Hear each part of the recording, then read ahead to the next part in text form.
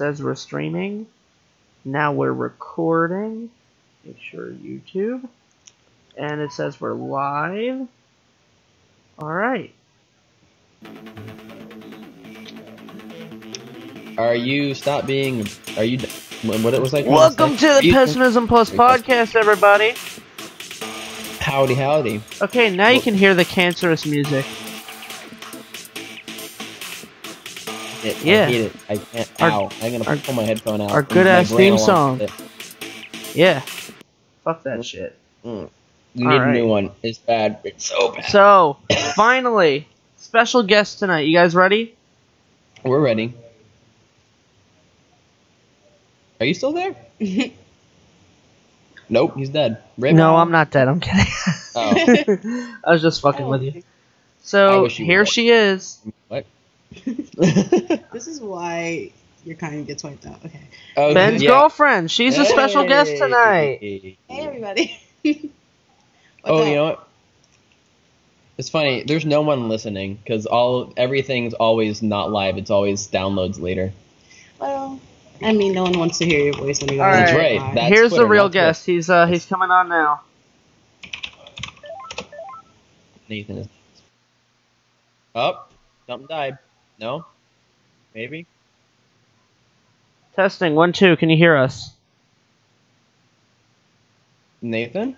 Hold on. How you doing? Hey. Hello? Yeah, can you hear us? Hold on. 1 second. Alright. 1 second. There's your second. Yeah, speaker off. I'm trying to use the headset. Yo, I really... Oh my Alright, God. is it just audio? Yeah, the audio's good. Yeah, it's just audio. All is good. Yeah, So, yeah. how you doing today? I am swell. Yourself? Pretty good, my dude. So, Good as any. if anyone doesn't know, this guy's, his name is Natesflicks. That's his YouTube channel. I've known this guy as Nate's Vlogs for as long as I can remember. Yeah. Wait, what's the new name of your channel? Nate's... Flicks. Natesflicks. Natesflicks. Because Because no, it's not plural. It's just like Natesflicks. Like Netflix. Netflix. Okay. Because, my name. right, because Tyler told me Nate's Vlogs earlier. Yeah, because... Okay. Now I'm looking at the right thing. Got it. I get confused a little bit. Yeah. Nate's Vlogs was the channel that went under. Right. I was wondering why I was too young to understand when that went down. So what really happened? So I remember it was Drunken Media and Full Screen, and you had the whole fuck full screen campaign. No. That was after Natesflicks went down. The full screen. I started having my issues with them because they were after I lost Nate's Vlogs, that was like the channel. Like they showed that channel love because that channel was a larger channel. When I signed to them, I was one of their bigger channels, and they were also just starting out. And and then once I lost that, like they made all the promises that they were going to treat my new channel like it was, like Nate's Vlogs. But yeah, of course they lied because they're into because they're corporate basically scumbags. YouTube farmers. Yeah, well, yeah, they farm just as many. Their goal is to get as many channels. They have like 40,000, probably. I mean, way more now. I haven't been keeping up with them, but they just get as many YouTube channels. So they just as treated your possible. channel like it was another channel. It's like a puppy mill, but for YouTube channel. Oh, fuck that. Yeah, Gotcha. yeah. Even though you had like 100,000 subscribers. about 125,000. Yeah. Oh well, then I'm still But not. the first Nate's Vlogs went down. YouTube made some arbitrary policy changes. And they picked 3 random videos and decided, okay, we're gonna give you strikes for these. I found out later that YouTube has something called super users, and since I had like multiple police videos gaining popularity that were like helping my channel accelerate in subscribers. Because it took me forever to get that 100,000 subscribers. It took me over like 7 years. And then once my video started getting popular, they were getting had like videos telling people to, just, hey, and it's not like I'm saying go out and kill cops or anything like that. I was saying you should videotape your interactions with the police. and just common sense stuff, and me just showing some of my interactions with them. And so I had those videos were getting picked up by places like the Free Thought Project, and they were gaining me notoriety. And as soon as I started getting popular off of those, my channel they hit the kill switch. But they have like they did. I was initially confused as to why, because the reasoning didn't make any sense. They picked like 3 random videos. They weren't even all violent videos. One of them was me condemning a dude breaking into people's houses and sucking on innocent victims' feet. I didn't show the foot sucking, so it's not like I just showed. I used clips from news coverage to say, "Hey, this is gross. This is weird. Why would someone do that?" And that's fucked for so many reasons. Like, yeah. So I would give you props for that. Like, I think any common sense, like anybody that held common sense in their noggin would. Yeah. So I mean, we're not in the common sense era. We're in a. I mean, you see what they're doing. They're silencing all voices of dissent. If you use your platform to go at any established power, you are a problem. You see what YouTube does to people that say anything against feminism? As soon as there's any free thought, you're off. You're like, and no big organizations want anything to do with you anymore. Well, yeah, I mean, they call it capitalism, but it's only run by like a handful of people, really. Yeah. I mean, what do you think capitalism is? Capitalism is run by capitalists. People with money make all of the decisions for everybody. We are brainwashed into thinking that's a form of democracy, but it's really run from the top down. So people at the top with all the money make all the decisions. So speaking of that, I actually read a Harvard study about how they said our country runs more like an oligarchy than it does of a democracy. Oh, yeah. That's true. And it's all like, and they get away with it because they call it a republic. Well, I mean, yeah, a democratic republic. That means the people are supposed to represent us. They're supposed to represent the common man, but they end up representing the moneyed interest. And it just kind of plays out like it does in the workplace. You notice like that we have such wealth inequality. The people who, you look at how a company is run. It's run by like the people at the top making all the decisions. They decide to kick you, to ship the jobs out of the country, if that helps their bottom line. And then like when they accumulate all of this money, what do they do with it? They use it to buy power and influence over politicians. And then like people. They give us the illusion of having a say. Like people get to vote every 4 years, and they think, okay, that's me letting my voice be heard. But you're never. It's totally not, because you're only picking among a few predetermined choices. Yeah, your choices are selected before they are elected. Exactly. Who selects them? It's just like Barack Obama. He was selected by Goldman Sachs and by the banks before he was elected. That's who gave him all his money. You wouldn't know who he was if corporate powers didn't decide to put his name out there. But But then Bernie Sanders comes out of nowhere. No one knew who he was, and he didn't take corporate money. And I think it was just because his voice resonated with the people, and that's why he became popular. So I still think there's a chance. Cost money to campaign. But he was also blindsided by the establishment, for one, and two, he's very you could tell the establishment is rubbing off on him. Because right now he won't even say that the Democrats rigged the election, even though Don Brazil came out and said Hillary was in control since before she was nominated, before people even know who Bernie Sanders was. That's fucking insane, dude. Yeah, so it's like she was named the nominee before Obama's second term even fucking ended. Well, we are pretty much all in a state of illusion. So it's like, we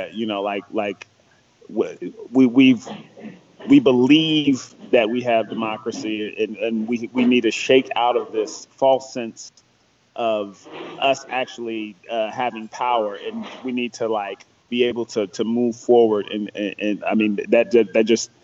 But it's a reality check. We need, you know, and as Americans, we're just like, we like to believe that justice is there and just hold tight to that notion. But when we see things play out, it never goes for the people. The working class is totally shat on. And right now, the people at the top are, they're the sociopaths, and they have no interest in like doing anything to alleviate the pain and suffering of the people at the bottom. So even though that's supposed to be their job. Yeah. Well, yeah. I mean, I'm talking about the people at the top, not politicians, because politicians work for somebody. Politicians have their strings pulled by the same people the media do, you know, because it's corporate power. It's like, are you familiar with banana republics and how like just corporations like Chiquita and Dole have been like, they were taking over sovereign nations and putting in dictators so they can get their bananas, you know, and that's what the term banana republic came from. But this has been going on since before you and I were born. It's just been established powers. There was a guy by the name of Smedley Butler. He made a book called what is it? The War is a Racket. And he was talking about how he was just like he would strong arm companies, or he would strong arm nations in the interest of companies. TPP, that's them corporations trying to strong arm Trans-Pacific Partnership. Yeah, they have. Trump killed it, but then at the same time he's starting to bring some of the shit back. You notice that? Yeah. It's totally fucking bullshit. Yeah, it's just under a different name because he thinks he can hide it. Yeah. Well, and that's the whole thing. They were renegotiating NAFTA, and he was trying to put the provisions in NAFTA. And that's like the one good fucking thing he did was take out TPP. But like Canada, this is how fucked up we are. Canada, they saw that we had the right to work states, which is basically a right to work for less because they're killing unions. And they were like, we don't want to renegotiate NAFTA with these right to work states because that's going to incentivize companies to go to America because the wages here are lower. In Canada, they actually have a robust middle class, and they're worried about the middle class. Fun story about that. Ben's mom is actually a member of the union, and she was talking to us about how way dropped. The unions are way smaller than they were like 20 years ago. Yeah. The basically, my understanding of it, which I'm guessing is wrong, is that unions got so big it kind of intimidated the companies too much, and they started negotiating in. You kind of know how like small dogs get scared, and instead of cowering in fear, they bite you. Oh yeah. Well, it's kind of like that, but because they were negotiating so strongly and like not willing to compromise. Well, I mean, no. You look at the power of unions. Okay, because FDR's New Deal back in the 30s, right? The only reason he was able to he passed legislation that alleviated our pain. He was tasked with they said that he was the person who saved capitalism, and he was able to save it by the New Deal legislation. But that was only created because like you had you had communists, socialists, and unions coming together, and they forced him left. So he went to like the people, the business class, and he told them, hey, you can give me some of your money, or like you can like hold off and then like wait for them to come for everything. Or they may even Marie Antoinette you guys, because like, people are realizing how fucked they are because we had such a great income inequality. And back in the 20s, they did like basically what we did now. They had like they were giving out so much credit. People were up to debt, up to their eyeballs. They were in debt up to their eyeballs. And so like it's not like FDR was super duper progressive. He got like, and they also had major third parties dragging them to the left too. So it's like he had to move left. He had to do something, and then he ended up becoming one of the best presidents. Like, yeah, FDR was argue the best my favorite point. FDR was actually my favorite president. He created the welfare and the minimum wage. This is why when people say a minimum wage isn't supposed to be enough to make a living, I say, well, FDR created that shit, and the purpose of it is so you can afford the bare minimum of fucking living. Right. Well, yeah. I mean, he was such a good president, even his vice president is popular. Well, okay, and this is the whole thing. But well, I mean, he had multiple vice presidents at the end of his life. His last president, Truman. Well, it was initially supposed to be a progressive, but they put Truman in. Truman was a known member of the KKK. A lot of people suspect FDR was poisoned. I wouldn't put it past anybody. Like anytime we have a progressive in office, someone who's trying to think of the people and trying to get away from the military-industrial complex, yeah, they mysteriously come up dead. Like when Kennedy was playing ball, like he put us in the Vietnam, he was great, right? But then when he was trying to get us off of the Federal Reserve, he was about to end the Federal Reserve, he was about to end the CIA, he was about to pull us out of Vietnam. He made too many powerful enemies. All of a sudden, he comes up dead, right? Right. And it's just like we like to think that the president is the most powerful person in the world, but somebody is pulling their strings too. Right. You know, like Barack Obama ran on a very progressive platform. The brand of Obama was a very convincing brand, right? He is just like he provides you with a warm, fuzzy feeling on the inside, but at the end of the day, he's empty, just like every politician that we've had. And it's just like we need to, for us to really affect change, it's going to involve, it's not going to be through the traditional systems that we've established, because it's, we're going to them and asking them to reform themselves. They're not going to do it. Yeah. They have too many interests to keep things going the way it is. The status quo isn't going to stay. I mean, Hillary proved all that shit.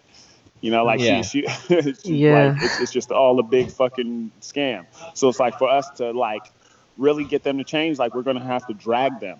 We're going to have to create our own parties.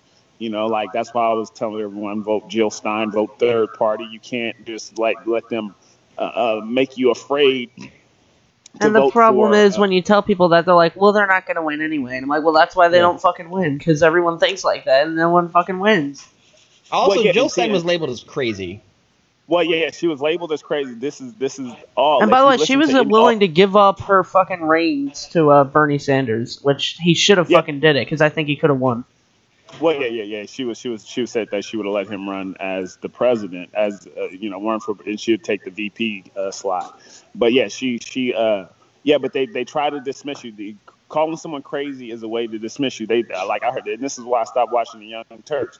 They were saying that she was crazy for wanting to end student loan debt, and that would actually help our economy immeasurably, because if all those people had they were free of debt, they had money to spend, then like that would be like we would have such velocity of money. Yeah, that would flow so much more money into the economy. Yeah, and I mean a lot of the people that are in debt, they go to medical school, and they get right out of college, they're getting paid like $100,000 a year. Mm-hmm. Then multiply that by all the med students that are in debt. That's like hundreds of millions of dollars automatically recirculating into the economy. But you notice like whenever we need money for the people, it's like no, it's fairy dust. It's you can't do it. But then when it's like money for corporations, like they just need a bailout. Like the bank is too big to fail. Okay, if the bank is too big to fail, and they're going to play fast and loose with our money because we repealed Glass-Steagall, and now they can like use our money and that we deposit in our banks that we expect to have when we need it. They can use that for like risky bets. Now that they since they're like they don't give a shit about us.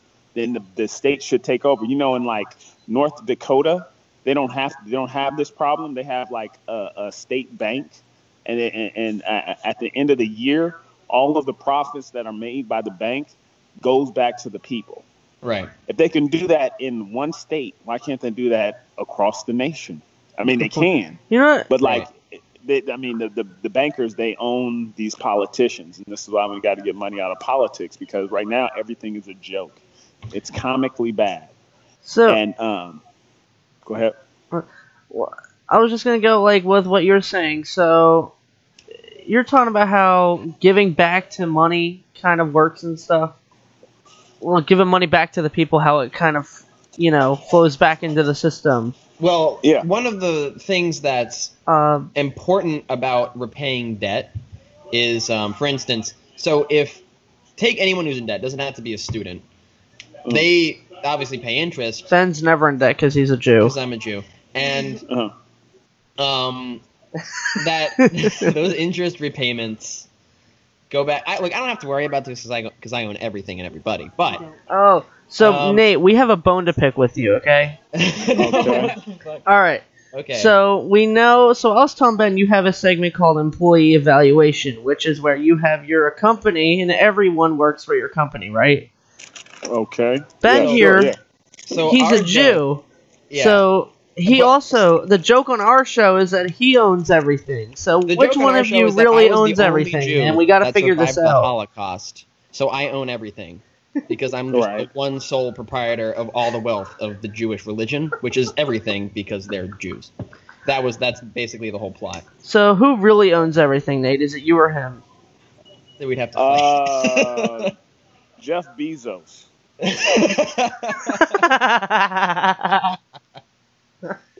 like the richest man in the world, and Amazon is taking over. And Amazon, he's also on the Pentagon, and he's getting billions of dollars possibly for printing propaganda. And he's getting subsidized. He's getting these subsidies to put out local businesses. So he actually runs everything. Dude. And more people have an Amazon Prime account than a home phone line. So yeah. You have no clue. You have no clue what it's like to try and have these conversations with people in my family. Ben, you want to talk about that? Oh my God, you want to tell them about how? Well, I want to say this. My girlfriend just said it's not me that owns everything. It's her because she owns me. Yeah, that's how it works. Yeah, I guess. So I was thinking.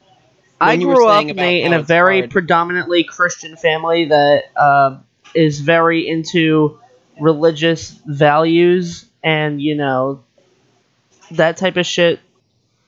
So it's crazy.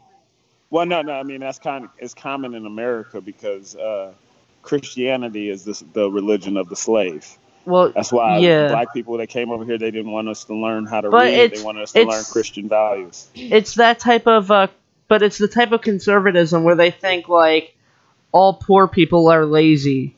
That type of shit. And it's like, what the fuck? Like, so here's my aunt. You broke up a little bit. Oh, can you hear? Wait, did I break up? It's the type of Christianity where all people... people... You did for a second. Well, sorry, yeah. So, I remember I was arguing with my aunt. She goes, I was saying, we're talking about universal health care. And I said, 45,000 people, Harvard study, 45,000 people die every year due to a lack of basic health coverage in America. And I said, and she goes, well, it's because they're not, having good jobs that pay good medical benefits. And I was like, not all jobs pay good medical benefits. She goes, well, they're late. If they're poor, it's because they're lazy and don't want to get a job. And I said, what would you say to someone like that? I would say those poor bastards don't deserve how to live. That's what Jesus would tell you. Oh, that's what Jesus was all about, letting people die in the middle of the street for even though like we have a whole class of people called the working poor who have full-time jobs and just don't make enough money to support themselves. I mean, this is the whole thing. This is we have a very callous culture, and you got to keep in mind who controls the culture. It's a corporate culture. They, like the people in charge, the people who run things. I mean, and this is how we, we have a whole entirely Christian nation. Over 70% of the people in America identify as Christian, but then none of them are Jesus-like. Why is that? Because it involves such a level of brainwashing, and they're just, and there's such isolation and mistrust of other people, even though. We share a lot. We have a lot more in common with everyone else than we think.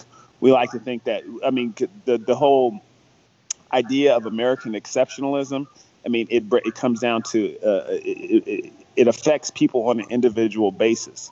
So people think, oh, I'm exceptional.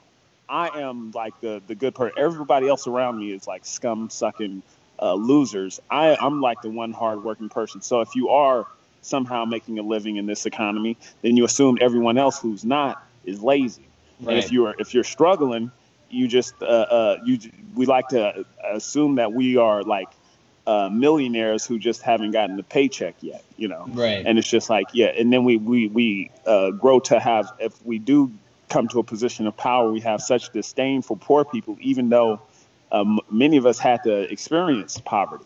You know, like, right. You experience it. It's just like it's a book called Pedagogy of the Oppressed, where they talk about how oppressed people, when given power, a lot of the times they'll take on the characteristics of their oppressor.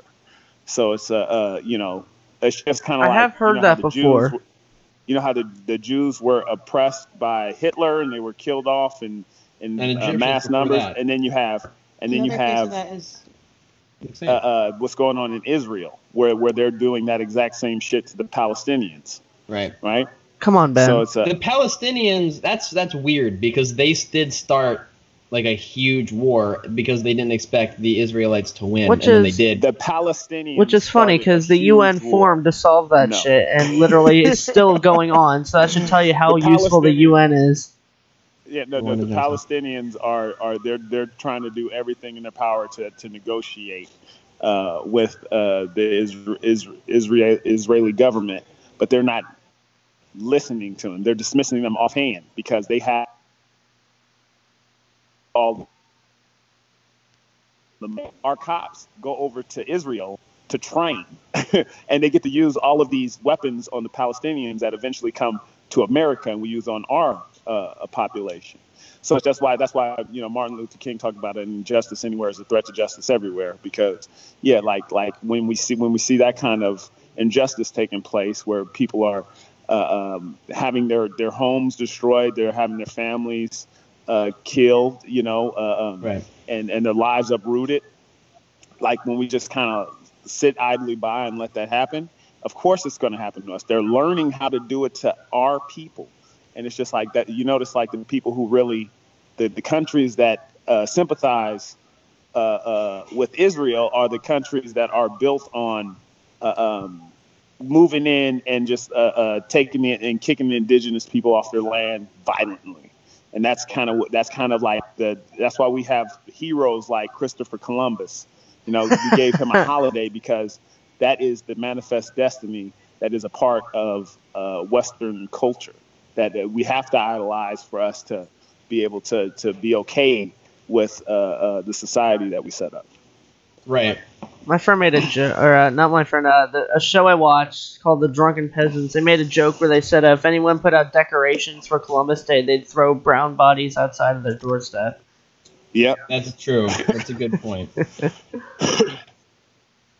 I mean, that's why, I mean, in our culture, like, the people who really advance to the tippy top of I'm going to go get some water. I'll be right back. Are sociopaths. You know, like, right. All of the CEOs that run the richest companies in the world, sociopaths. They have no regard for human life. Yeah. It's just like, yeah, you know, like, you have to, like I said, like, when you can, it's actually, it's a book. It's a guy worked for a CIA, and he wrote a book talking about the way in which we take over sovereign nations. And it's called, like, Confessions of an Economic Hitman or something like that. And he's so like, very initially, first we try to bribe people, try to bribe, like, the officials, and, you know, that works in countries like Saudi Arabia, you know, like, where the princes, they're just rich beyond belief.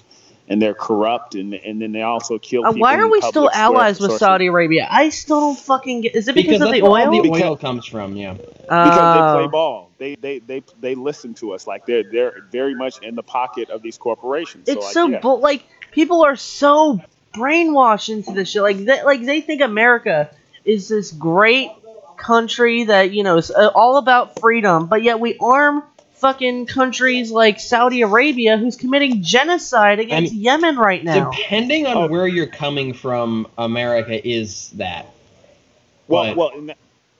See, and that's why it's always good to learn your history, because you have, like Smedley Butler, the guy who was a military man. The fascists wanted him to run America. They wanted him to take over America and uproot FDR. But he ended up playing along up until he figured out all of the major players. Then he went to FDR and told him what their plans were.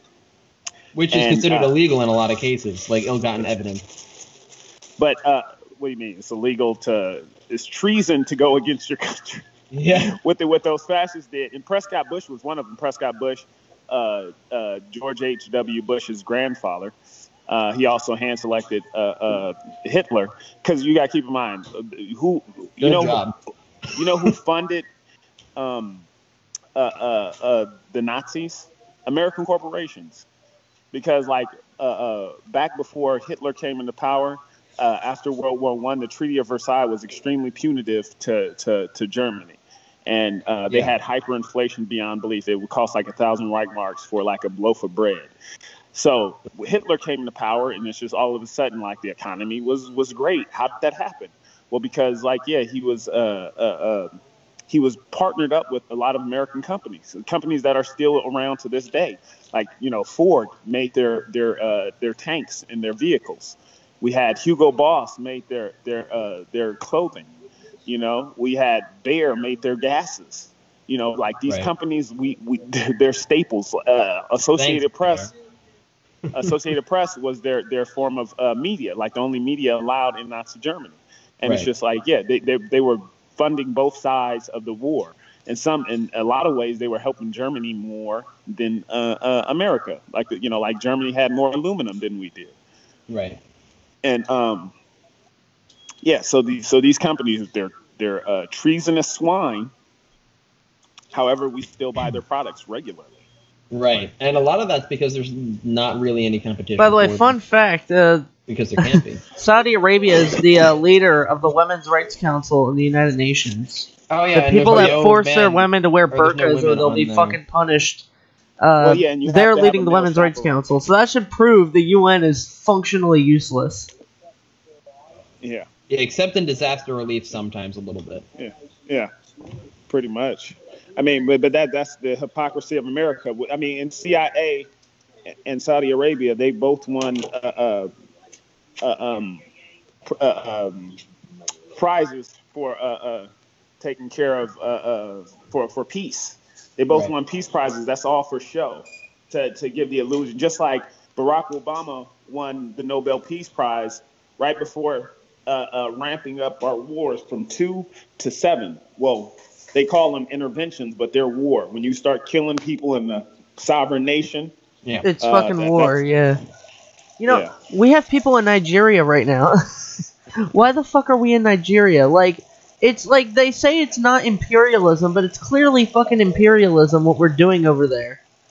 There's people in Nigeria because Nigeria can't say no. Well, I mean, we have bases in 1,000 places. And we spend more than half of our discretionary funds on military, but we can't. So we can't get universal health care, even though it would be cheaper to do that because. Dude, I fucking hate arguing with people about that. And they say we couldn't afford it. I'm like, well, then I guess Denmark has more money than America does, right? Because they can afford it. So I mean, the whole premise is faulty because they're saying we can't afford something cheaper.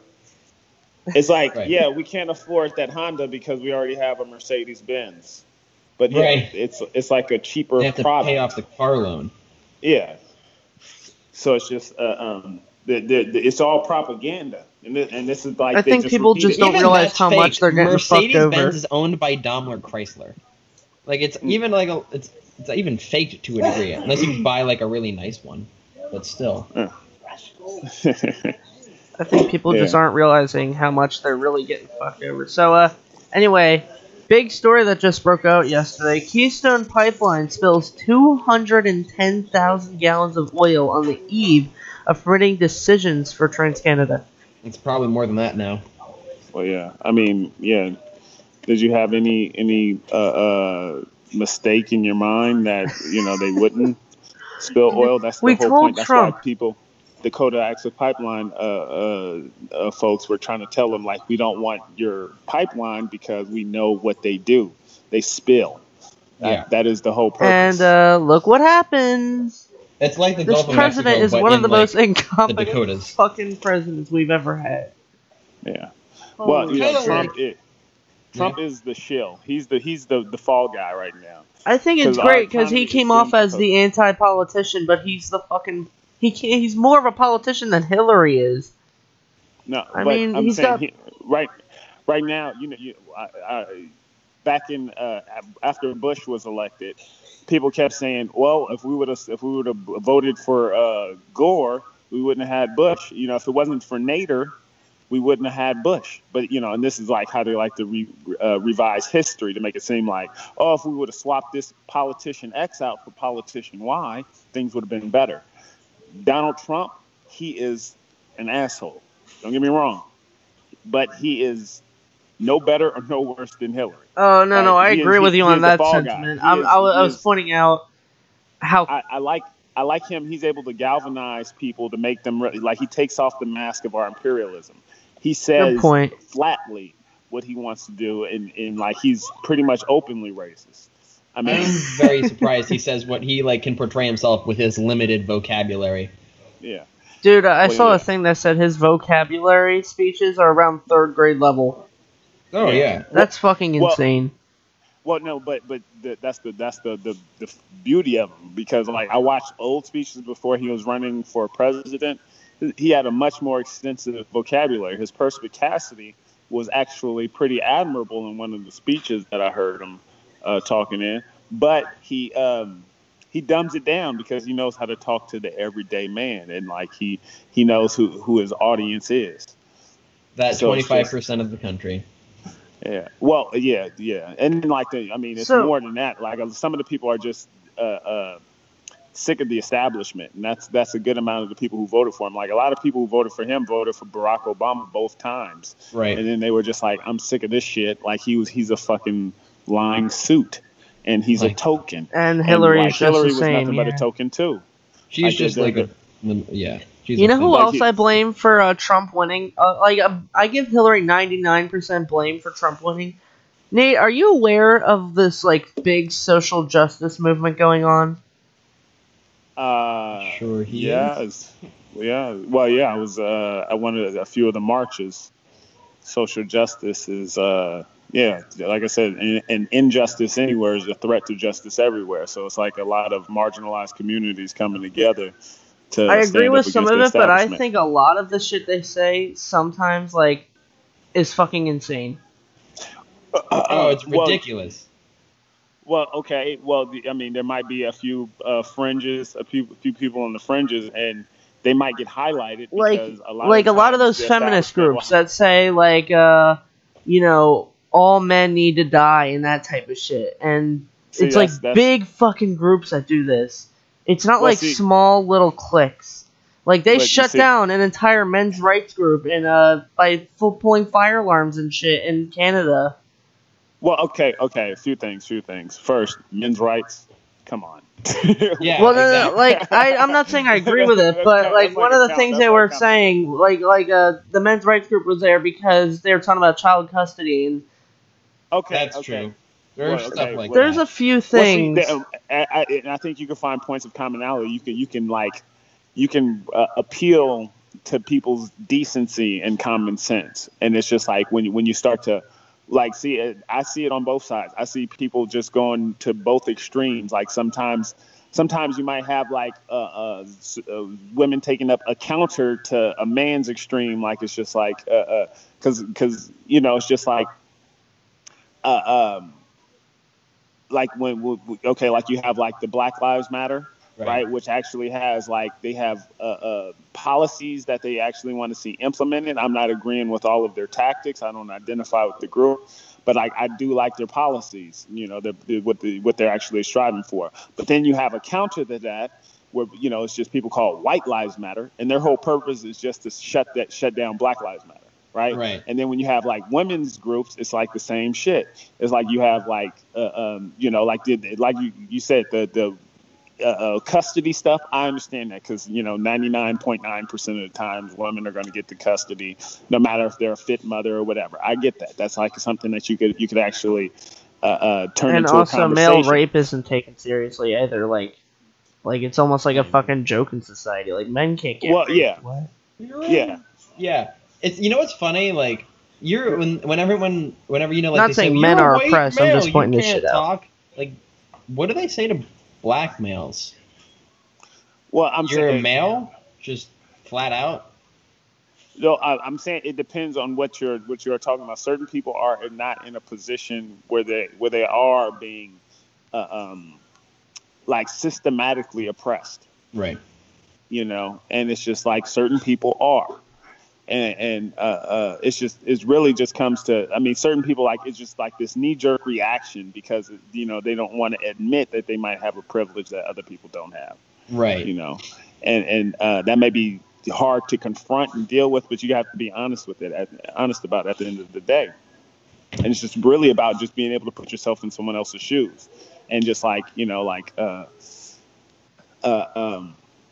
I mean, but we're so brainwashed. We're so, like, our culture is beat into us over and over and over again on the boob tube. You know, like when you've been taught something since childhood, it's hard to it's like a dope quote. It's like you can fool. It's easier to fool someone than to convince someone that they've been fooled. Right. You know what else is going? So what you just said right there, right? So. Speaking, when it comes to fooling people, right? I was just reading today something about the Prohibition way back in the 1920s, right? Mm-hmm. And I read, like, all the people that were for Prohibition, all the arguments they made, and you know what I fucking realized? Those exact same, shit you not, those exact same fucking arguments apply to drugs. It go exactly what people say about weed. It's the exact same arguments. Well, you know who ended up really ending Prohibition and why it was ended? The Ku Klux Klan. They had a lot of power. We actually had 5 KKK presidents, at least 5 members and presidents who were members of the KKK, and they had a lot of political power. And they noticed that the Italian mafia was gaining too much power thanks to alcohol being illegal, because they were supplying the alcohol. Right. So it was just like, they wanted to shut down their power. By that time, they had already accumulated too much of it. And then, you know, even when it was made legal, they had money to invest in other stuff. And now, I mean, they're in they're in the media. They run, I mean, because, you know, like, they were running, you know, the what you call it, unions, the military, I mean, not military unions, the media unions, like you know, at Hollywood and shit like that, you know, for them to set up, like, all the union people who worked for it, you know, it was run by the mafia. Right. And they're in the they also have a bunch of politicians in their pocket. It's actually a documentary called Everything is a Rich Man's War, where they talk about Kennedy, John F. Kennedy, and his ties to the mafia. It's pretty good. You should check it out. Interesting. I might watch that. Is that, like, readily available, or is it like a Netflix thing? It's on YouTube. Okay, perfect. I'm definitely gonna go check that out. Yeah. So here's another big story. House GOP just passed its big tax bill. Nate, you must be. I bet you were so happy about this, right? About the tax bill, the one that's going to raise taxes on the poor people and lower and then taxes on the fucking rich lower people. it on the rich. So here's one thing they'll do. Ready? I mean, they have more effective propaganda. This is what it all comes down to. I mean, everything goes through The final bill has a 9% rate on the first $75,000 in income for business owners making $150,000 or less, but that tax break phases in, meaning it isn't fully available until fucking 2022. Right. The rich will also do very well. The world should have blown up in 2012, honestly. Well, I mean, we're creating, and this is like the thing that like irks me, because we're creating the most unsustainable place. I mean, and it's already proven, like places where you have like executions. It also reduces the corporate tax rate from 35% to 20% to the rate to pass through business down to 25% with the same restrictions. Well, sorry, I'll let you go now. I'm just reading. Well, now this is the greed, and I mean, we're seeing it everywhere. I mean, like a lot of companies, what they're doing right now, it's like they're emptying the piggy bank and running. Like what a lot of companies are doing now, they're taking whatever profits they have, the company, instead of investing into the company, and giving their employees a higher wage, or creating new technology to make their employees' jobs easier. What they're doing is they're investing in buying up the stocks from the company to drive up the stock prices, so they can take out their own personal shares, because they're just like cutting and running. And this whole we've convinced ourselves it's the poor people who are the problem, who are the welfare queens. But it's really... That's a good point. If it seems like any real issue we have, they always, I think a strategy they use is to push the problem on poor people. Like, one of the things they're doing now is it's the Mexicans, Even though more Mexicans are fucking leaving and going back to Mexico than are actually coming in. Most illegal immigration comes from South America. People don't even fucking realize that. Yeah, no, we scapegoat the vulnerable population, the marginalized members of our society, because it's easier, especially if they look different. It's like, oh, yeah, they're different. They're not like us. They're morally repugnant, and like they're incapable of hard work, and that's the reason they don't have anything. It's not that we just look at them differently and we don't want them around us, so we don't hire them, or we don't give them the same wages or whatever.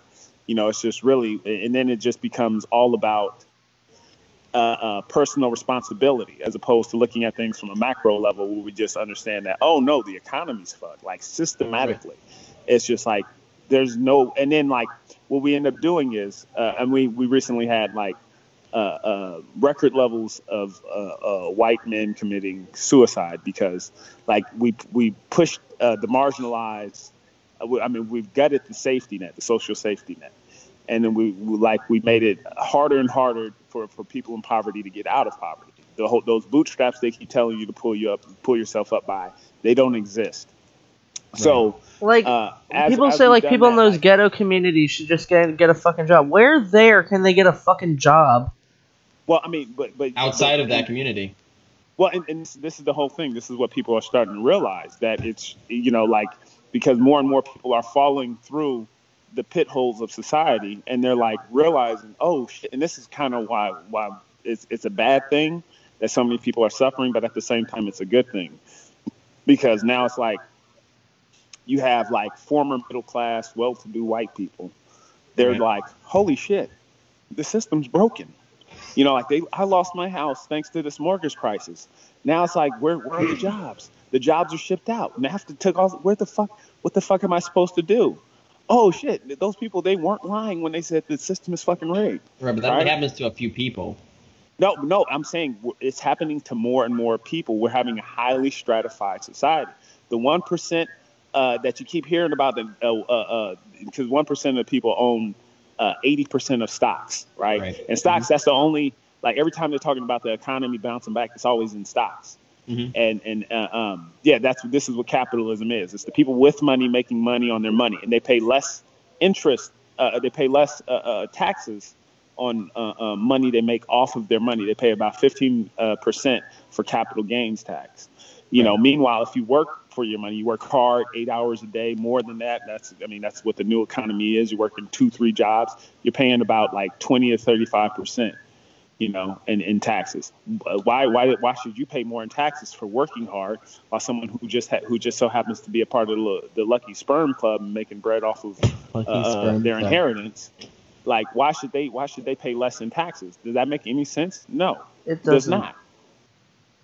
But this is the reality that we've established. This fucking idea that people keep spewing that, like, oh, if the rich people own the businesses, so if you lower their taxes, they'll make more businesses. Yeah, no, they just pay themselves more. Well, yeah, well, I mean, we see with the Panama Papers, Paradise Papers, what they do is they just try to avoid paying taxes on it, so they can. I mean, because really they're destroying the world. Because I mean, there's a finite amount of money, right? I mean, right now. Our money is becoming increasingly worthless. The petrodollar. This is why I say our economy is going to tank, because both China and Russia recently announced that they've released gold-backed currency that can be traded for oil. So our petrodollar is dead. Right. Like right now, it's just like we're hearing the death knell of it. We need the gold standard back.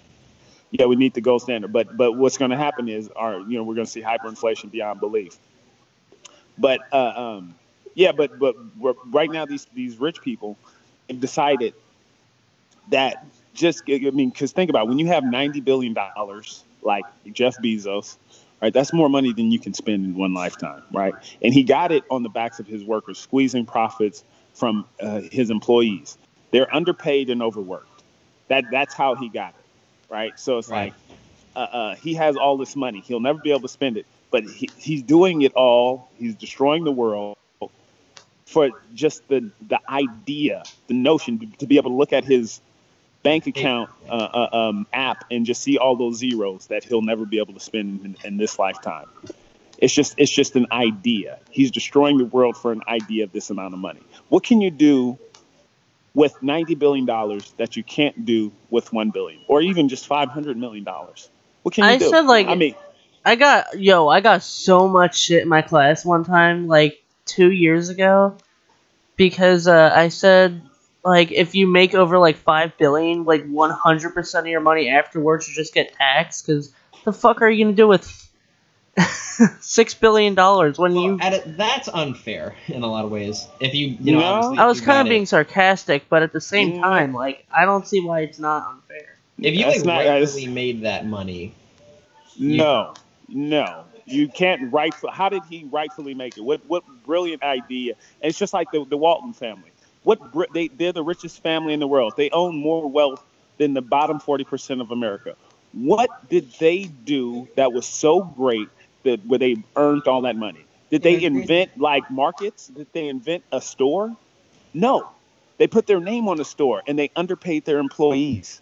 They underpaid them to the point where we're subsidizing them $1 million per Walmart. We're paying that because their employees wouldn't be able to eat. Yeah, we're paying their fucking employees because they can't live off minimum wage. Yeah, and they bought. You made a video about this recently, actually, I think. Who, you did or I did? No, you did. I remember you said something about that. The whole Walmart thing we're talking about. Oh yeah, but this is the whole thing. Like we've convinced that we identify with the people in power. We identify with the rich people. Like, oh, they've earned it. But what did they do? They did nothing. Jeff Bezos, he did nothing. Right now, he's destroying local economies. He's getting taxpayer subsidies to destroy local economies. You know how they're able to cheat? How they're able to have such cheap shipping, free shipping? If you pay for that, like that's not. They can't do that without shipping's a huge cost to any company. Yeah. They have taxpayer subsidies to run local businesses out of business. See, that's not. They're my not thing is, playing I feel fair. like the game is rigged. Sorry, I'll leave it. I feel like money is earned only to an extent. Like, I feel like after you earn so much money, I feel like you got to be doing some fucked up shit to be earning. Like, I feel like if you're earning like $5 billion a year, you're doing some fucked up shit to get that money. I just don't think like you could work the market, fairly and make that much money. Maybe I'm wrong. Well, I mean, there's got to be a limit. Like, given a certain system, there's only so many things you can do. And I don't know what that number is, but like Nate's saying, there's people that are exceeding that because they're being greedy. I mean, it all goes into greed versus ambition, because you think that you're being ambitious and everything, but there's a point, and you think there's a point, but you think it's going to keep going higher and higher, and to the point where there is nothing left where you can actually go any higher, to be honest. Right. Good point. Well, see, and that's kind of like year over year. Like when you're running one of these companies, you're the CEO. You want to make more money than you did last year, right? And a lot of times, like you squeeze, like you made too much money last year, and it's just like it's unrealistic to expect more money this year. But it's like it's on the head of the CEO. Like you have to do it. You have to show a profit. So what they end up doing inevitably. Shooting their money to overseas bank accounts. Well, I mean, they squeeze profits out of the worker. The profit is the money that the workers aren't getting, and this is why we need to like establish co-ops where it's like the people who work there own there. So it's like all of the profit.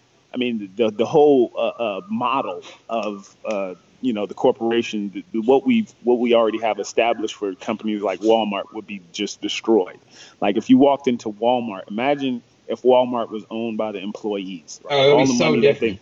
It would be so different. Their attitudes would change because they're not being like stiffed. Like they're getting paid what they deserve. And it's just like right now it's so foreign to us because like we've already established this shitty system. But like when you go to a place like Italy, right, when they get unemployment, they lose their job, they start getting unemployment. They have the option of getting together with 9 other people. So all you need is 10 people.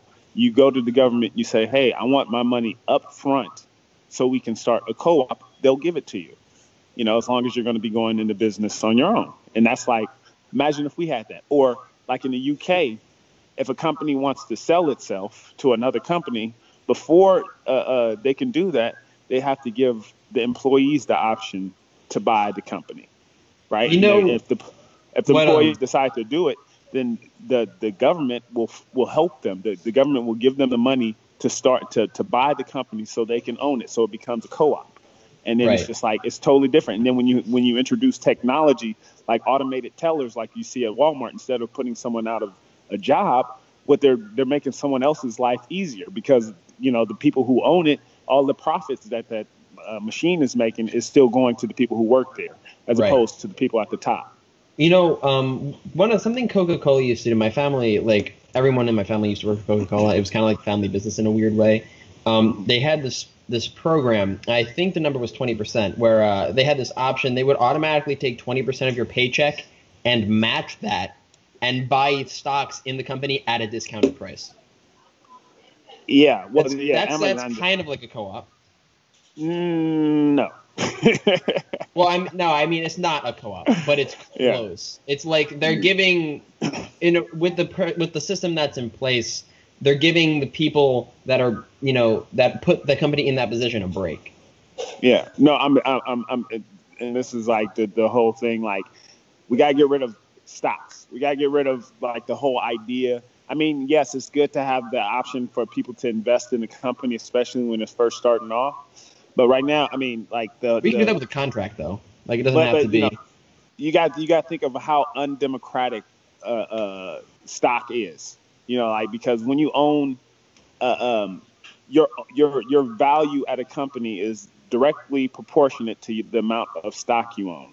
So if you're a rich person who has 1 million stocks, it's like you have a voice that's 1 million times louder than a person who owns one share of stock. Right. So it's like that's amazingly undemocratic. So it's just like to the richest person goes the spoils because they get to decide, okay, who's going to be the CEO. They get to decide where, what the company is making, who the profit is going to be distributed to. They make all of the decisions, and they get to decide.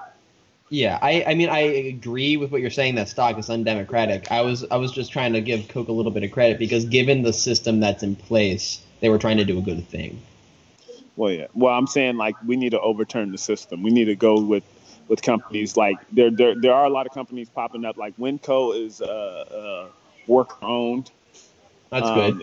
It's a place called New Seasons out in Oregon. It's like workers owned. It's a few options that are on the rise, and people need to start supporting those kinds of companies with their dollars. Right. And we need to move away from supporting the big soulless ones. And that's very hard because sometimes they'll have Walmart might have you beat on price. But even you notice Walmart's prices used to be a lot cheaper when they had local competition. But what they do is once they run them out of business, they drive the prices up.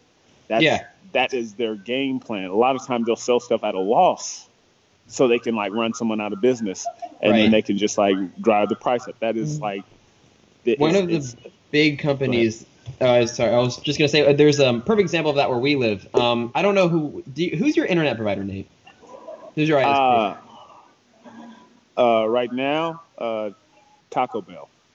Perfect. Okay. Well, either way, if you're not comfortable, that's fine.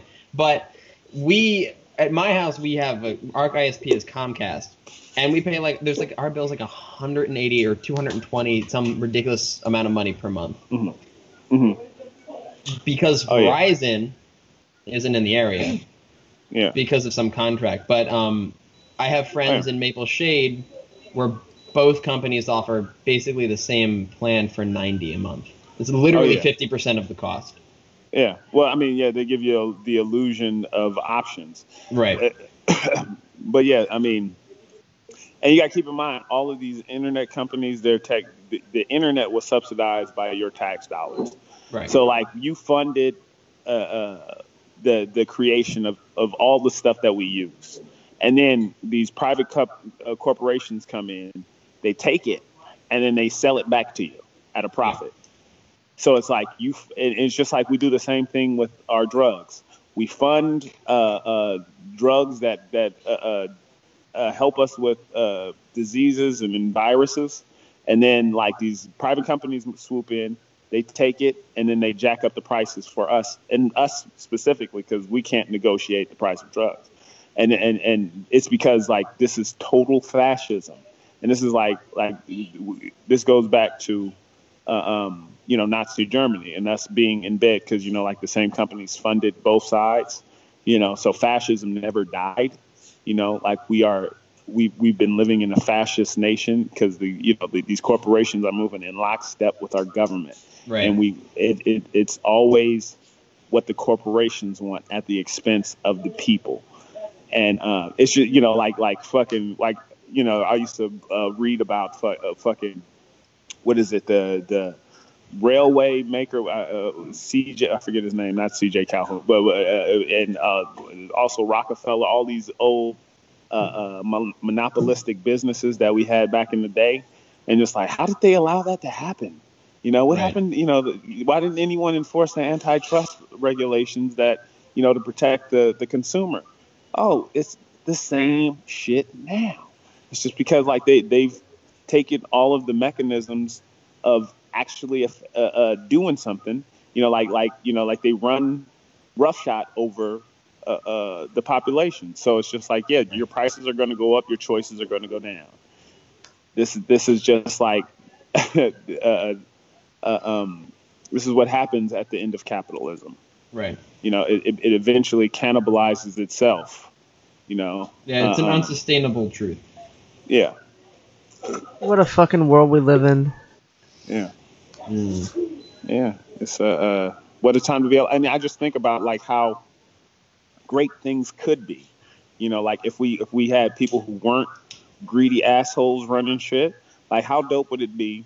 Because the reason shit is so fucked up is because all of our politicians, for the most part, they're fucking lawyers. If you look at that means their specialty is arguing their point, not using a rash. It's a good skill to have, but there's no reason why the majority of people want something, and the majority of people elect a politician, and then that politician isn't doing what the majority of people want.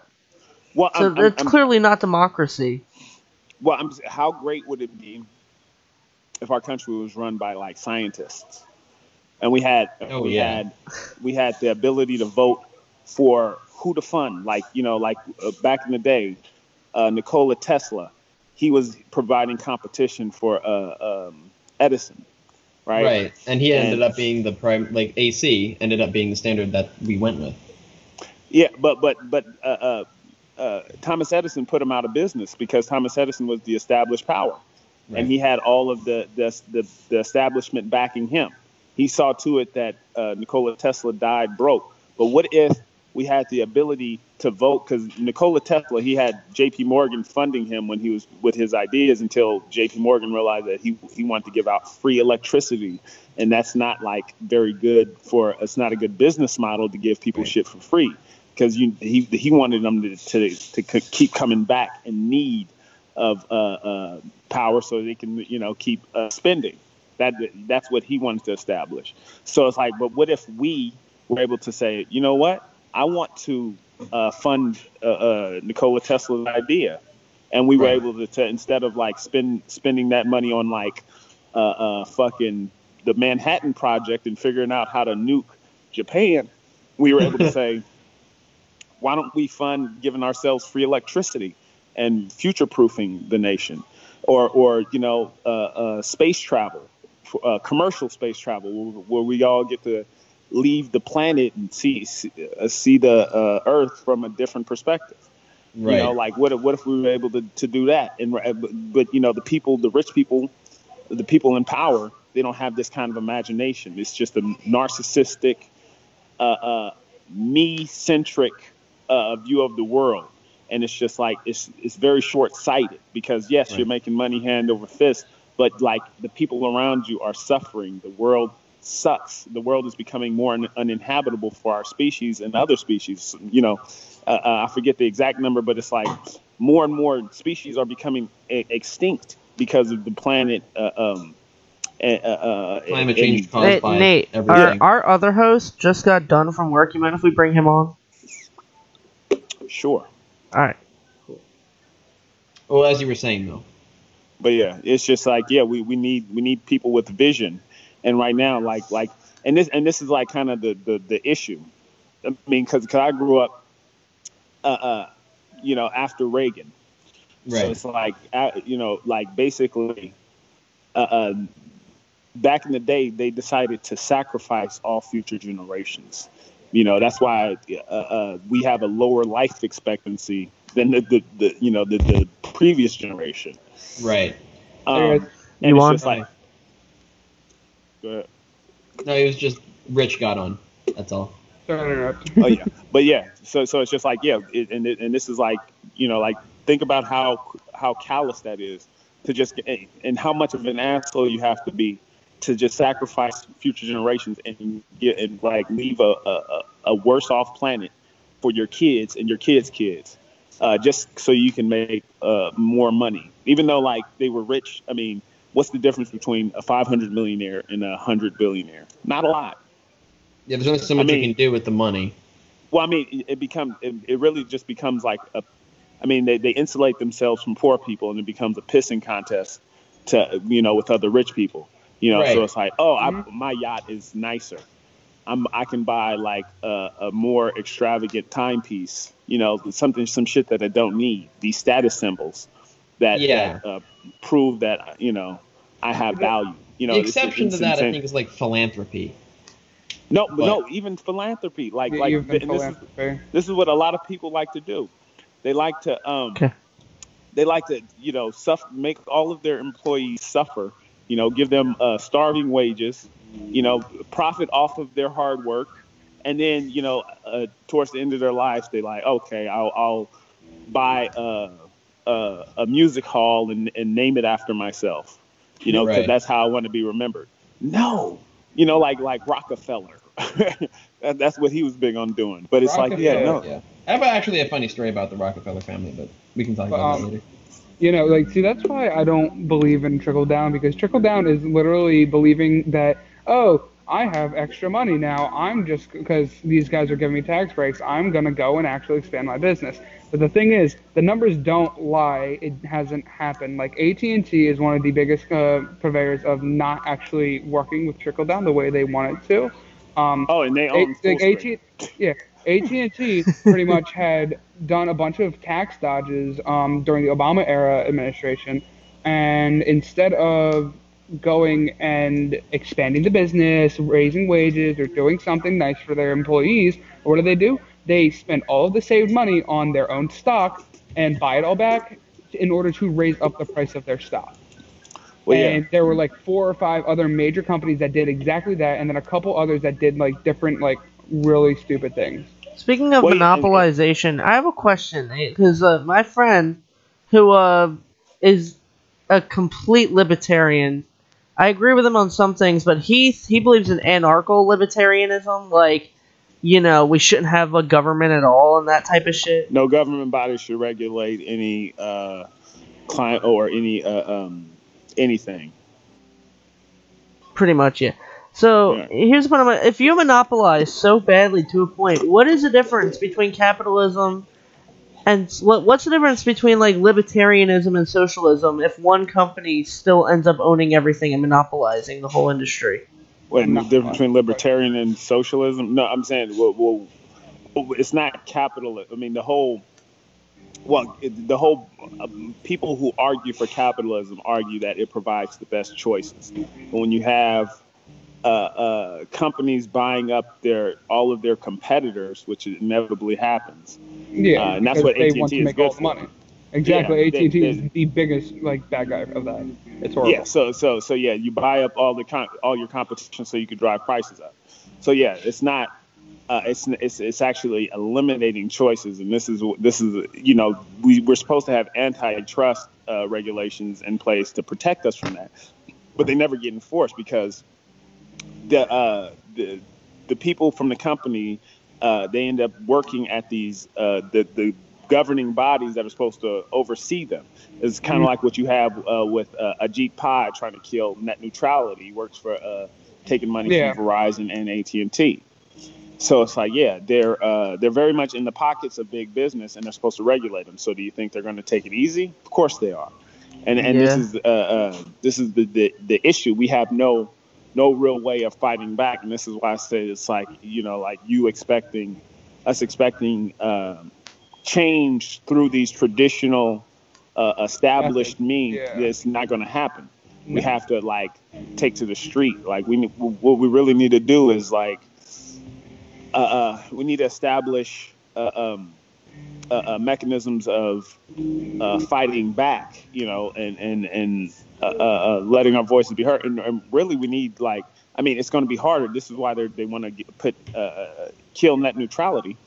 And once that's done, it's going to be like hard. I mean, it's going to be pretty much impossible. Well, the reason they want net neutrality gone is because it makes them fucking money. Because say, you know, you got to buy packages because Facebook. No. Well, also you can shut down voices of dissent. Right now, this is true.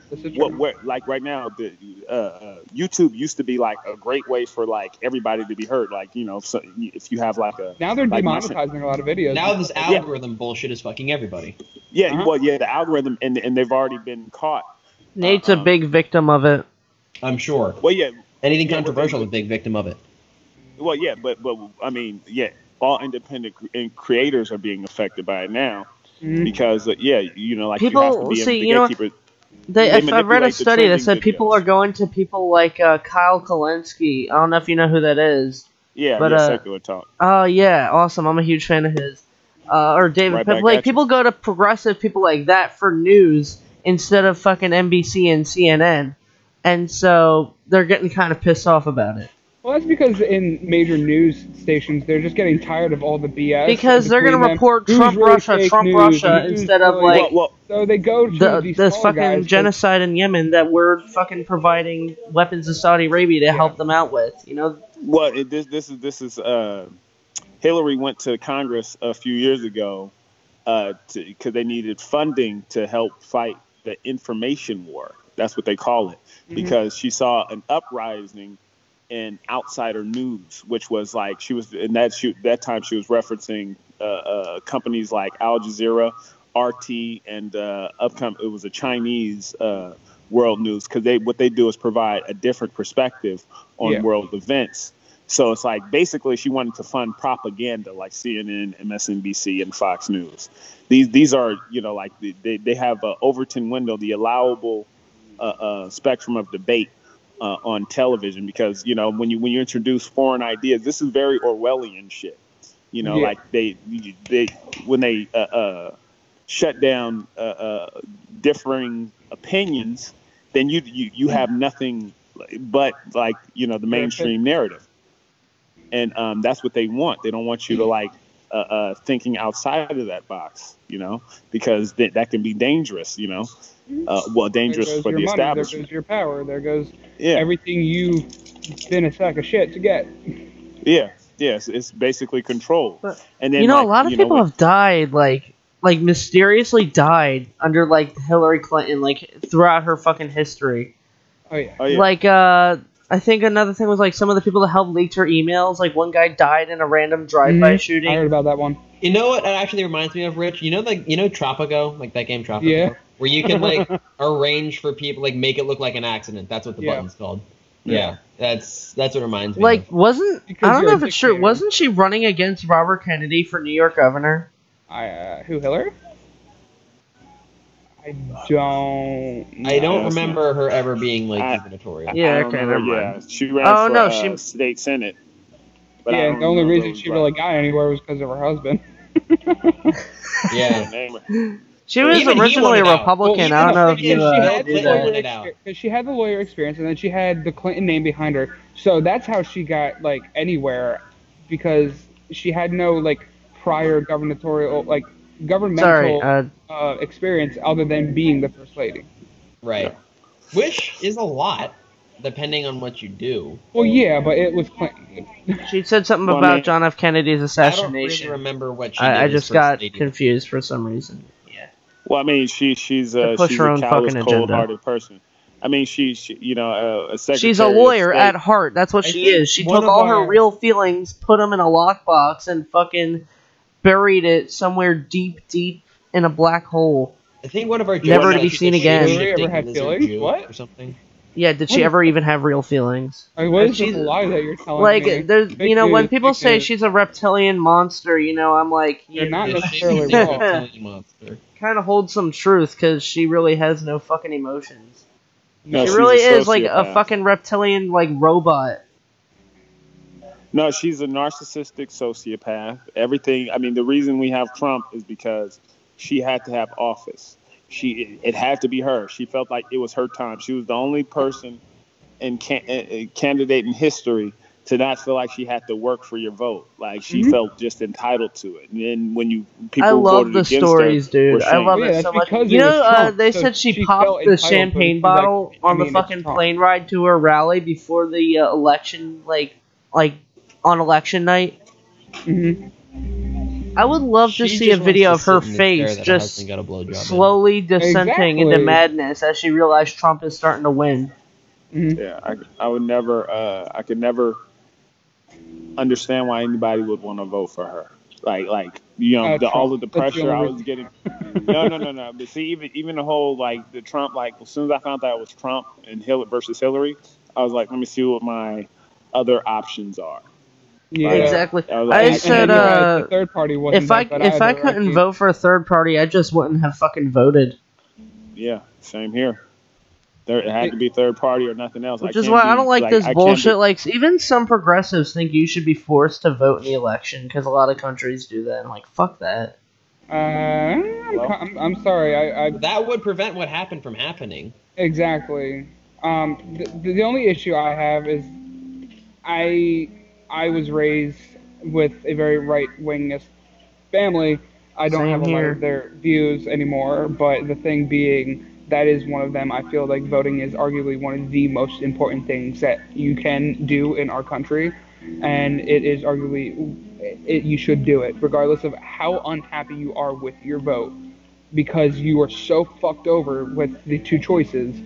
There's always a lesser of the two evils, and it could be that last second, fuck it, this is where I think I'm going. I feel like you need to vote. I'm sorry. I disagree. Because otherwise you just sat idly by and I mean, I don't know. Yeah, well, yeah, I mean, it's always good to exercise your right to vote and stick it to, just don't vote out of fear. Yeah. Don't vote for two evils. Vote with your conscience and vote what you know to be right, even if other people don't see it yet. Sometimes you can't form a line if you're too afraid to stand alone. Exactly. And that's why, Jill Stein was it. Everybody was like, oh, man, she can't do it. They didn't even get to 5%, which is kind of what I was hoping for. But that didn't matter. I was like, if I had to do it all over again, I'd do it again. Sorry, I could never vote Gary Johnson. He's an absolute dipshit. I'm sorry. I like Jill Stein, though. Stein probably would have gotten my vote. Excuse me. Just because she's not that. Honestly, I can hear your brother playing guitar. It's kind of funny. I know. He's practicing. No, it's fine. It's not that loud. I can't tell him to turn it off because then I feel like an asshole. It's not that loud. No, it's really so. We're fine. I totally forgot what we were just talking about. Did Nate's connection die? Nate, can you hear us? Yes, I can hear you. Okay. Did you leave the Taco Bell? Is that why? It sounds weird on my end, I guess. Oh, is he going to Taco Bell? Yeah. Oh, good. Great. Good. He called from the strip club initially, and then my car broke down. Or, my battery died, and I had to get it charged. So. Oh. Oh, wow. Okay. Fun times. Didn't even realize it. I'm sorry. Sucks. I was about to be on the road. I was supposed to be going to Washington. I gotta be there. State or DC? What'd you say? State or DC? State. Okay. Sometimes. That sucks that your car. Fucking talk about bad things happen to good people. You're right. What happens? I guess if I would have got on the road, I wouldn't have been able to make this Skype. Yeah, right. That's true. Yeah, good point. That's a good point. So Nate, I don't know if this sounds weird. I don't know, do you get this a lot? Because I'm 18 now, right? Uh-huh. I've been watching you since 7th grade. In a way, I kind of grew up with you. Uh-huh. Well, yeah, is that weird? I don't know. It's fucking Is that weird? Is that weird? Hero, and I I know everything about you. I know where you live. I know your name. Pretty soon. He's I'm gonna call you Daddy Nate from now on. Oh my god. He's gonna be one of those questioners that he's oh my god, I know Nate's dick size. I knew you were gay. I mean, when I did a tour back in 2010, I did a Nick and Nate State to State with a musician, Nicky Lynette, and we went to one of the places we went to was Detroit, and it was a kid came out there. He was about 12 years old. His name was Jameson, and he came out with his dad. He was like, oh man, he loved my videos. He was telling me how much he watched. How he got his family to watch them and stuff like that. And then recently he hit me up on Twitter. And now he's 19. And he got into blogging, and he's doing he's helping to maintain a website. And it's just he was talking about how he's still hilarious, and it was weird. Because I've gotten that similar stories, people saying I helped shape their worldview, and that's one of the most rewarding things, Yeah. That's why when everything fell apart with first YouTube and Full Screen and all these other companies, I didn't get too distraught, and I didn't let that stop me. And also, I maintain integrity, because also I know aside from the people who I haven't met personally, I have younger family members who still watch, and and it's important for me to maintain integrity for the sake of them as well as my legacy. You gotta make something you're not ashamed for people to see. Yeah. Yeah. And it's it's gonna be a way for me to chronicle all of this shit for when my kids wanna see how I came to be who I am. Like it's important that they have the everything documented and chronicled in a way where it's just like, yeah, I'm proud of it. Yeah. A lot of people like back last year when I saw everybody selling out, going corporate and all that shit. I lost a lot of respect for a lot of people, and and like I learned that a lot of people are just, like especially like with this whole Russia nonsense, I guess that's one thing that like annoyed me, because it's xenophobia and it's like bigotry, and we don't call it that because it's just like Russia. It's like it's just another country. It's like certain people, they just can't see how ridiculous it all is. But if you're a Russian person and you come to America, right, and then everyone's just like, Russia's the problem, Russia's evil. Like, how do you feel? Like, when someone treats you like you're a second-class citizen, now they're afraid of you. Russia, I want to say they're the new Muslims, but I guess Muslims, that's their own. They look different, so like they're especially hated. Right. So, people who aren't Muslims are considered Muslim. My friend, she's a Sikh, and after 9/11, some dude decided to just walk up to her and just start and punch her because he was like, yeah, damn. Really, Ben? Yeah, really. I texted Tyler and I just said, I kind of want Taco Bell. Ben, you wanted me to put Taco Bell? I'm serious, I'm sorry. Nate, did you like always live in Detroit? So we're all from New Jersey. Yeah. Did I live in Detroit? I've never lived in Detroit. Sorry, not Detroit. Why the fuck did I say Detroit? Illinois is what I meant to say. No, I've never lived in Illinois. Tyler, didn't what you are you say doing? something Tyler, about being in Illinois? Am I people. crazy? You are horrible at stalking people. God. What the fuck? I'm from the Bay Area, and I've lived in LA for the past 6 years. Gotcha. I decided to finally get out of California. I thought I would never live outside of California. Now I'm like looking for. I tried Florida for a little bit because of the opportunities and entertainment. Similar weather Vegas, sometimes. And I went back to the Bay for a little bit. Now I'm in Oregon, on my way to Washington, then Minnesota, then Canada. Wow, I just went to Canada, actually. It's I think you'll really like the political climate there. Depending on where you go, of course. Hey, man, forget very that. Very liberal country. I don't like that guy, eh? He's an asshole, eh? Yeah. What I really want to see. No. He's just a very mean-spirited gentleman, eh? Anyway. Nate, you were saying? By the way, Nate, when you put on the wig and you pretend to be like the racist blacks or the racist Southerner, that's like, I ain't racist, but man, these cones ain't working hard. That's why they're poor. Like, that's exactly how some people in my family actually feel, and I think it's hysterical when I see it. It is. It He is told me so about it. It is funny. actually the funniest, but the worst at the same time. Well, yeah, that's just I just vocalize the comments that I get and just follow logical conclusions. Like when people say, "Well, I'm not racist or anything like that," and I'm just saying like police have to go into these black communities and hem them up because like they commit more crime. Well, that's not true.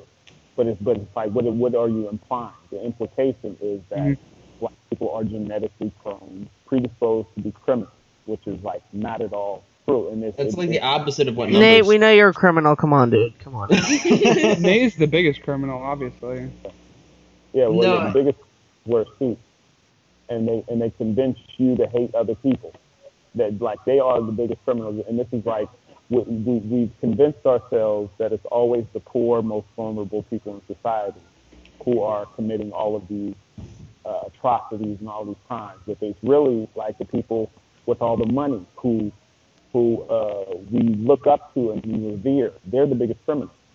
Like they are the people who perpetrate the largest crimes. They can kick millions of people out on the street. But we choose to focus on crimes of like MSNBC, they'll only show like someone who stole makeup from a Walgreens or some shit like that because they want you to be like, oh, these people, the ones who look different, those are the ones you got to watch out for, as opposed to the the decent, hardworking people who pay off, who buy advertising time on our station. So it's just like people who this is another issue I have with Washington Post, owned by Jeff Bezos. Like they never criticize anybody who buys ad space. So like that's why you have people like the Koch brothers. You have like the people who created that fucking cancerous Roundup. What is it? I forget the company. I can't think of it off the top of my head either. But yeah, it's but they buy up ad space, and then like you never hear about like the how they're killing people, how they're poisoning the air, poisoning the water. You know, like they're silent on that, but then they highlight the crimes of the people who look different. And it's just like like he's had multiple bombings and attempted bombings by white people that never get classified as act of terrorism. But if you were a Muslim, you're brown, definitely terrorist. And this is it's just any color that doesn't reflect light very well, basically. Well, if it's not white, then it's not right. That's right. Come on, man. Obviously. What was I thinking? I don't know that. What were you thinking? This is really the alt-right conservative podcast. The fact that we have those like stereotypes in place and we still have them, that's the reason we really can't move forward. It's just we keep thinking, that's part of the brainwashing actually. It's the fact that we think that we can't move forward, that black person, that you are a criminal, and that society tries to brainwash you and say you have to fit this role. That's not necessarily the case, and that's the reason we can't move forward. Another issue is this idea, going with what you said, I think another issue is this idea that because the civil rights happened, it automatically stopped any black oppression that happened. Because some people think people are scared of what they say on TV. When it comes down, like the majority of people in my family really do not think that police racially profile black people at all. Well, which is absolute bullshit. Like, Nate, don't you have videos on your, I remember I saw one of your videos where, you were walking down the street with, a fucking carpet or something, and, all of a sudden, 10 cop cars rounded you or something like that? Well, you gotta keep in mind who is in control of the media, and, we have establishment powers in control of the media, right?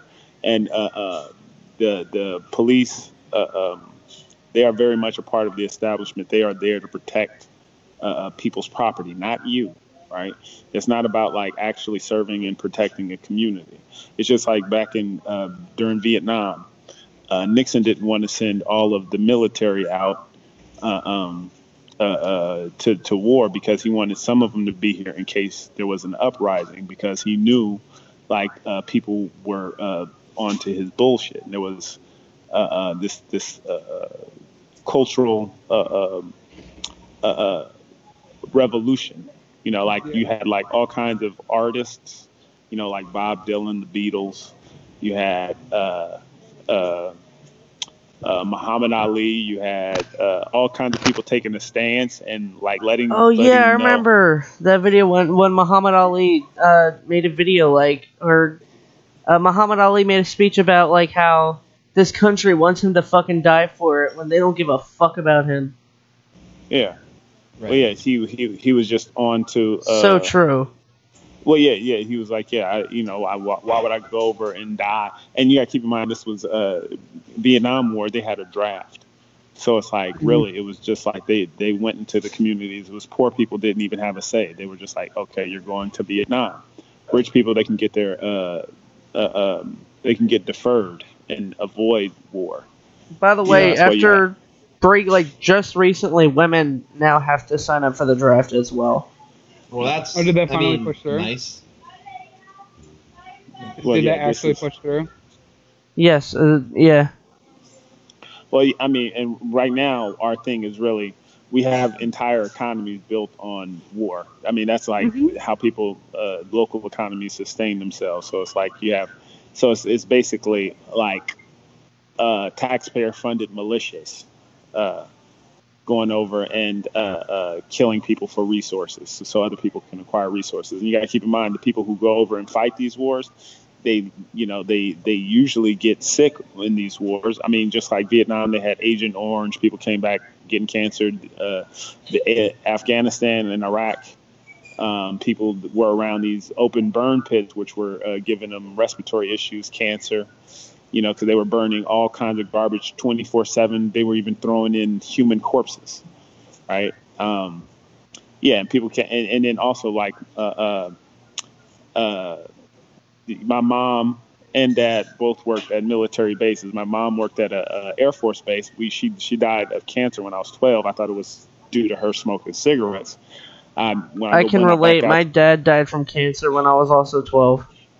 Yeah, but when I went back to the Bay, I met someone. Her mom died of cancer too. She worked at the same Air Force base that my mom worked at, and she was telling me, "Oh yeah, a bunch of people who worked there, they contracted cancer because they had toxic soil and water, and it was just full of carcinogens, and it was making everybody sick." The place my dad worked at, he worked at a naval base. They had asbestos there and other carcinogens. You can't even go in there now. But yeah, my dad ended up dying of cancer. Now we're like, we got like this paperwork to get money from the people who killed him. But at the same time, like all of them have gone bankrupt because like they were paying out the money and they were also a limited liability corporation. So it's just like, yeah, they kill people and then they're just like, oh, we set up a little money for funding this, and now the money is just going away. So we get pennies on the dollar from his death. So it's like, yeah, this is how shit works. When you live in a society where nothing is sacred, not even life, everything has been commoditized. That society is doomed for destruction.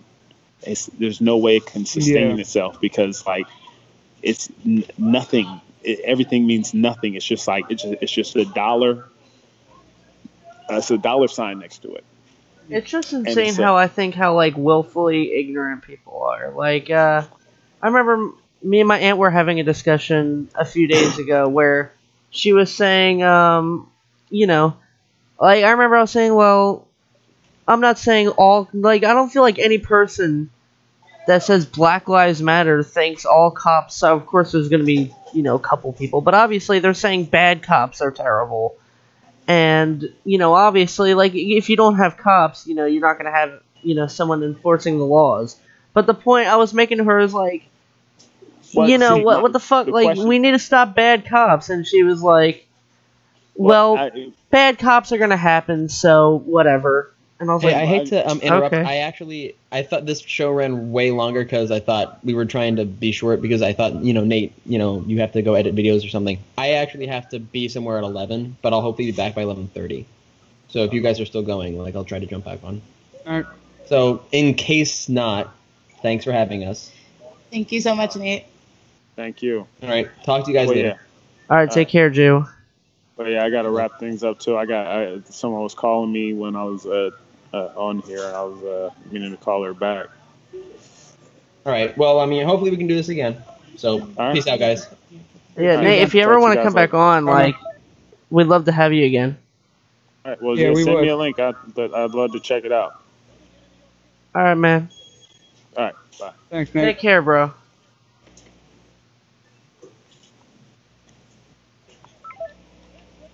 That went very well. That went fantastic. Oh, man, Rich, if only you were here earlier. I was like, I know. I didn't... But I was really hoping, I was like, we're going to have someone famous on. I really want Rich to be here for this. And, Yeah, no. Fuck. Everything he said was so true, though. Like... I like the guy from the little bit that I saw of him. Oh, you should watch his videos. He's a funny motherfucker. I plan on it. So, I have a breaking fucking story. So I saw this today. Okay. This is about Bill Maher. Oh. I'm sharing my audio, so you should be able to hear it. Well, with luck. Now, this is an old video. So he's talking about men and men being raped. Okay. The week, and I know People magazine agrees with me because they put her on the cover, Mary Kay Letourneau, the teacher from... Can you hear that? Yeah. Okay. Seattle, who is in jail because she is in love. That's how I view it. I admit that it's unorthodox. She is 35. The boy is 14. Yeah. She's in love. Isn't it fucked up? They arrested a woman for being in love. She's 35, and the kid's 14. I mean, he's old enough to get her pregnant, so... Assuming his balls dropped. Fuck. I mean, I know that's not how it actually works, but you know what it means. Has he ever heard of rape? Statutory fucking rape? What the fuck? But wait, he even said they were young. He was actually 12 when she started doing this shit. Oh. He was younger when they started, but the big story this week... Has he been bar mitzvahed? Have I? No, is he? Oh. Okay. But she is pregnant again. That was the story this week. With the second with his kid, though? So basically... Yeah, the kid got her pregnant. Oh. So keep listening. They're having a family, and they're keeping the mother in jail because she won't conform to what society feels should be the perfect American family. Yeah, the perfect American family. A 14-year-old and a 32-year-old. I'm sorry, but that kid is living every kid's dream. That's not fucking true. Even if it was, it's because he's going, like, when you're 14, your hormones, especially when you're a boy, are fucking out of whack. I mean, so he's really too young to realize that this woman is taking advantage of him. I mean, they're like 40-year-olds get taken advantage of because they think with their dick. It has. I'm not condoning the action. I'm also just like playing devil's advocate. Like, I mean, I do not see the other side of this argument. I'm just playing devil's advocate. Like, what if this was a 14-year-old girl? She's a sack of shit. She shouldn't have done anything that she had done. But I mean, there was. I feel like if it was reversed, let's say it was a 32-year-old man and a 14-year-old girl. Went over this, Tyler. Okay, Adam Sandler already did this. You're bringing up old news, fake news. God damn it, Tyler. JK, I love you. I agree. She's a sack of shit, and she shouldn't have done what she did. Okay. Yeah, it's perfect. My dad's 14 years older than me. Absolutely sickening. What is sickening? A woman who's over 20 years older and she raped this kid. Raped? Well. Come on. She forced? How do you know? And how can you? Well, how do you know that she didn't rape? How can you? I mean, if he says it's rape, then it was rape.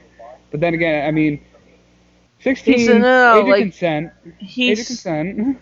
It's still a statutory rape, but I mean... He said, how can you? How can you rape a boy?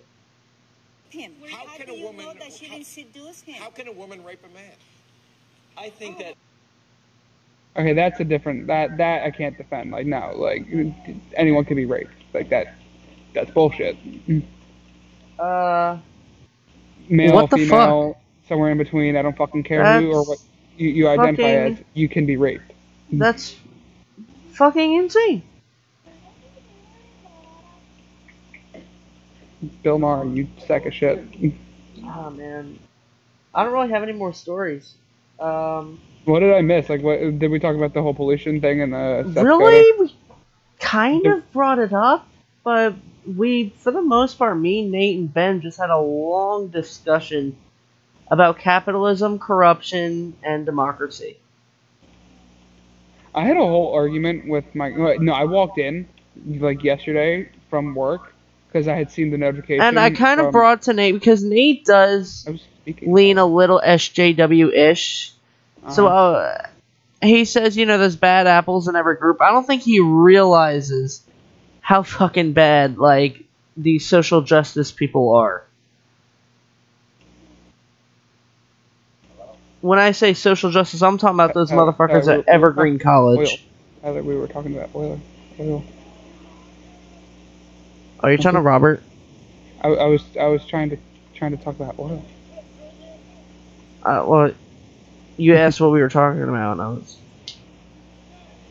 You're a cuck. I had asked if you had brought up oil. Okay, what were you? No more we talked about the oil. Okay. I told them take the oil. I told them to suck my dick. Trump. Sounds like Trump. I love when it ends like this. This is how the show originally was. It was me and this cuck. Oh yeah. Now the question is, who's really the cuck, you or me? I'm sorry, but I well, your last name starts with a C. Mm-hmm. I mean, valid. Well, Ben says he'll be back on at 11:30. You want to fucking talk for like an hour? Penis. Penis. Tyler, we're rapists now. Oh, fuck. That's horrible. That's a bad joke. I feel like that scene in The Usual Suspects when they ask Kevin Spacey, who's Kaiser Soze? He's like, fuck. Anything that really I feel like could have been discussed has been totally fucking talked about already. Apart already, yeah. I'm so upsetty. God. You're such a gay cuck. It says the gay cuck. Alright, so, we're gonna end the show here. Actually, hold on. Wait, you got something else? I do. Oh! But we're gonna end the show here. You can get the extended edition on iTunes and podcast.com, so, we're gonna end the stream here. So, good night, everybody.